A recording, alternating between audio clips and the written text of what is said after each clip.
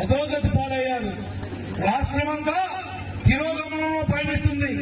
కారుకోతల ముఖ్యమంత్రి అని ఎవడన్నా ఉంటే చరిత్రలో జగన్ మిగిలిపోతారని చెప్పి కూడా ఈ సందర్భంగా తెలియజేస్తా ఉన్నా. మొన్నమో పారివి పరిపాలన తెలియనటువంటి వారివి ఎందుకు వాగ్దానాలు ఇచ్చామని అడుగుతున్నా.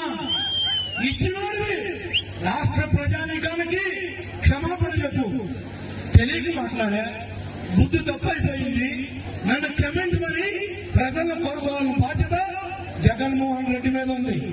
ఈనాడు చదువుకున్న ఇంజనీర్లు కానీ సర్టిఫికెట్లు రాక, ఉద్యోగాలకు వెళ్ళలేక, కాలేజీల చుట్టూ తిరగలేక, ఫీజు రియంబర్స్మెంట్ అని చెప్పి వాళ్ళ ద్రోహం చేసిన మాట నిజం కాదా?